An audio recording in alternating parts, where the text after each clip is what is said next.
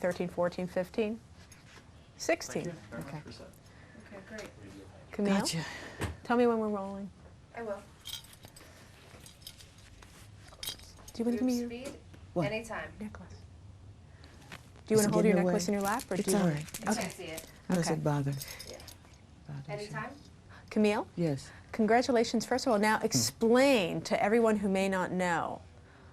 You are on Fatboy Slim's. You are the person, the mysterious woman sampled on Fatboy Slim's Praise You. That's right. How did this come about? How did you first find out that he was using this? I received a phone call one day, and I thought it was a joke. Someone said, from Caroline Records, I think, said that you've been sampled.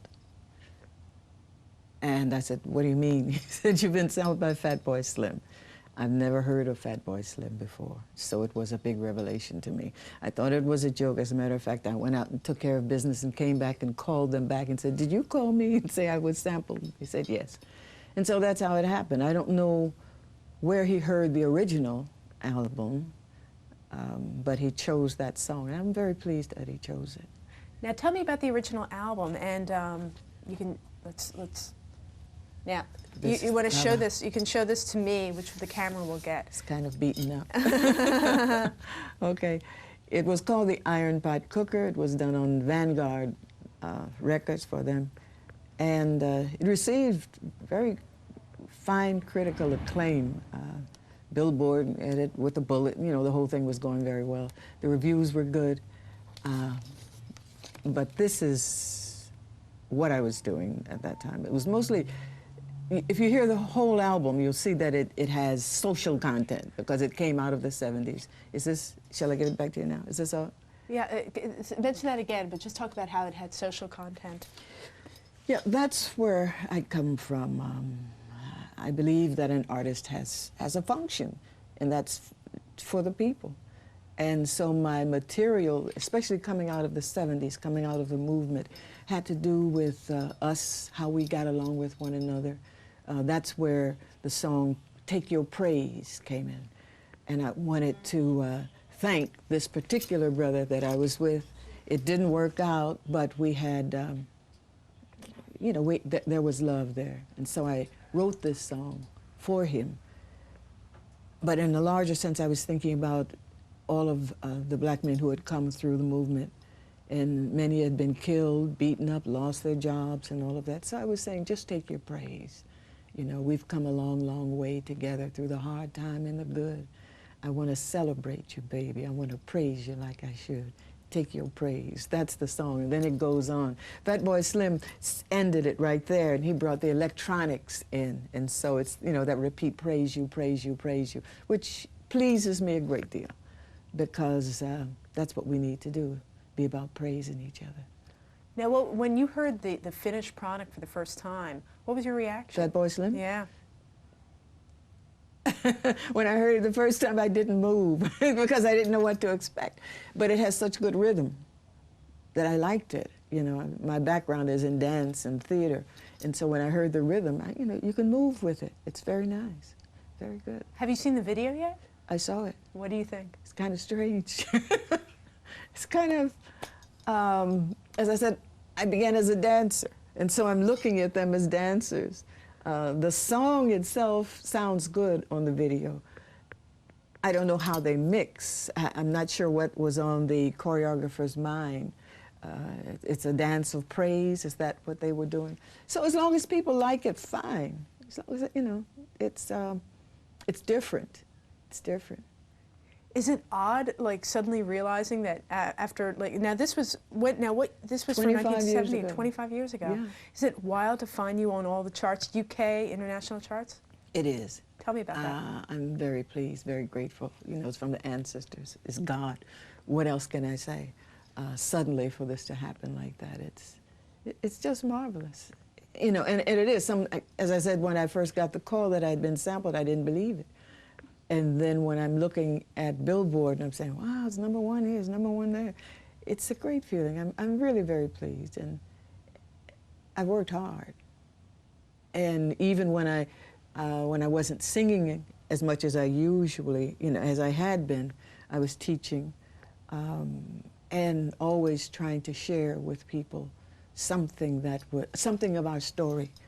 I'm particularly interested in the African story in diaspora, but that story blends with everyone else's story. So in telling ours, you have to tell the whole thing. And so that's what I've been doing in teaching up at City College. I was on radio, WLIB, talk show hosting. But now with the album coming out, that song coming out, I'm very, very pleased. I can just thank God, that's all. Have you met Norman Cook? Never. Never. I heard he was a skinny little white guy. That's so somebody told me. I don't know. But that he had been successful before. He'd had his work had done well before. So I just thank him. You know, what can I say? He saw, he heard something, and he used it. And from what I hear, it's doing well. Now, is this album available? The album is not available. We're trying to do some negotiating on that end, because when I was doing it, it was always a bomb. I did a lot of college concerts and, you know, any place else where I can work. And it was successful. The material there was successful.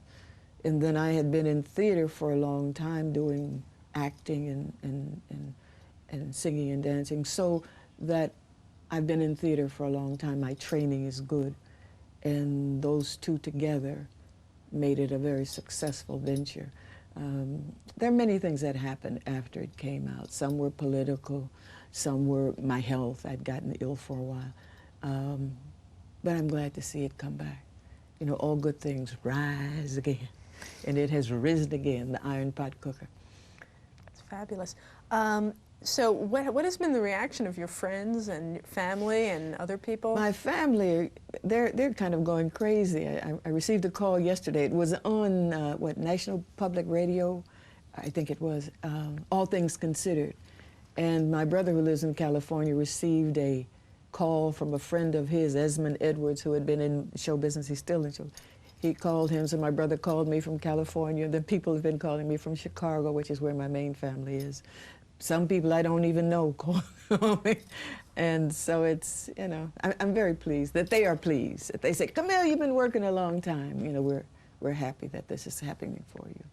Very quickly, do you want to just show us your books that you've also written, since you're also a writer? I began to, you know, when one door closes or whatever, you open another. Yeah. And my first children's book was Cornrows, and it's now 20 years old and still doing very well. It's a classic book.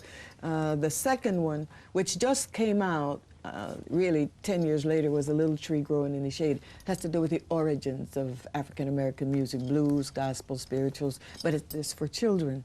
Then another, these books are very popular in the schools. The Shimmershine Queens, about two young girls, 10, 11 years old, and how they get through just life in the big city.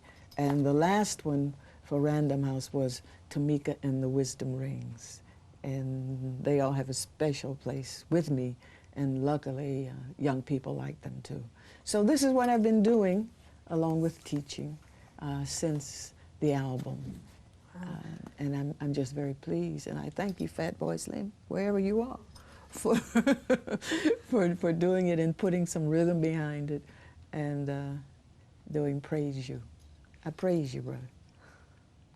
Can I ask you one more question, Sure. and then we'll wrap?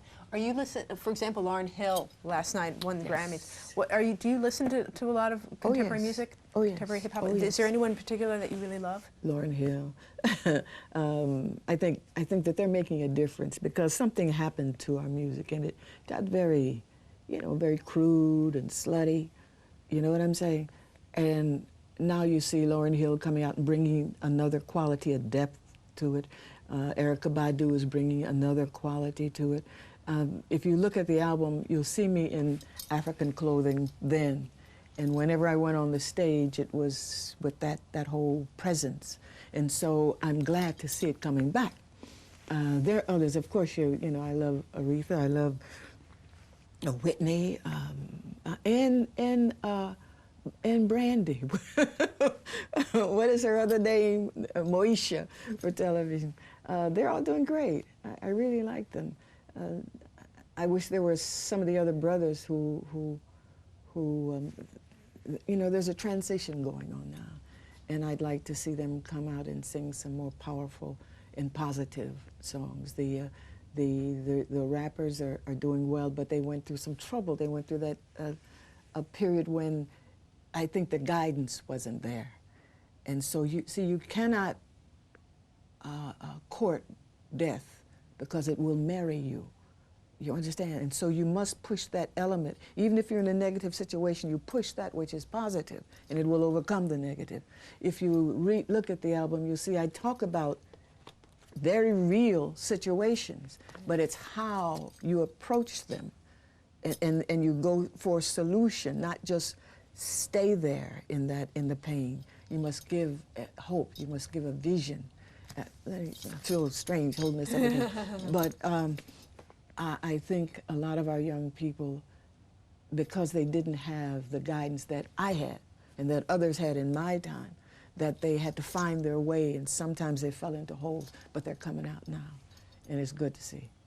It's good to see. She won, how many Grammys? She won 5? Go ahead, girl. Go ahead. Up to the system. Good. Thank you, Camille. I thank you very Congratulations. much. This is great. We're really so pleased for you. Thank you. I appreciate being here. Me too. That's a wrap. Thanks a lot. Thank you.